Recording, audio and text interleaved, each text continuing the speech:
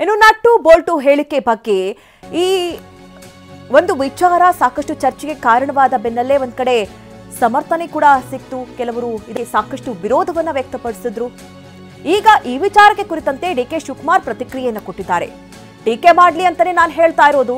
ನಾನು ಅವ್ರಿಗೆಲ್ಲ ಎಷ್ಟು ಸಹಾಯ ಮಾಡಿದ್ದೀನಿ ನನಗೆ ಗೊತ್ತಿದೆ. ಫಿಲ್ಮ್ ಫೆಸ್ಟಿವಲ್ ಅವರಿಗೋಸ್ಕರ ಮಾಡಿರೋದು. ಬೆಂಗಳೂರಿನಲ್ಲಿ ಡಿಸಿಎಂ ಡಿಕೆ ಶಿವಕುಮಾರ್ ಅವರ ಪ್ರತಿಕ್ರಿಯೆ ಇದು.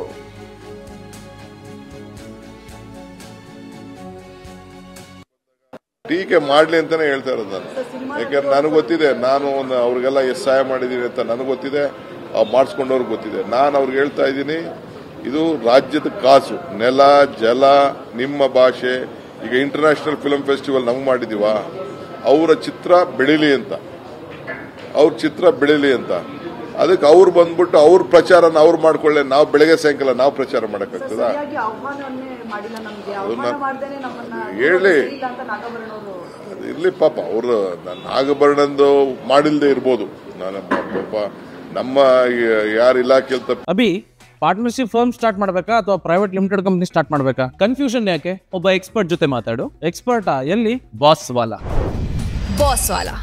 ಬಿ ದ ಬಾಸ್ ಇದೆಯೋ ಇಲ್ಲ ವಯಸ್ಸರು ತಪ್ಪಿದ್ದು, ಬಟ್ ಕಾರ್ಯಕ್ರಮ ಅವ್ರದ್ದು, ಅವ್ರ ಕಾರ್ಯಕ್ರಮ.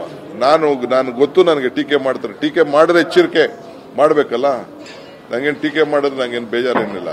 ಇಲ್ಲ, ನಾವು ತಪ್ಪು ಮಾಡಿದ್ರು ನಾವು ಕರೆಕ್ಟ್ ಮಾಡ್ಕೊಂಡ, ಅವ್ರು ತಪ್ಪು ಮಾಡಿದ್ರೆ ಅವ್ರು ಕರೆಕ್ಟ್. ಅವ್ರದ್ದು ಇದು. ನಾವು ಫಿಲಮ್ ಇಲ್ಲದೆ ನಾವು ಬದುಕಕ್ಕೆ ನಮ್ಮ ಕೈಯಲ್ಲಿ ಶಕ್ತಿ ಇದೆ.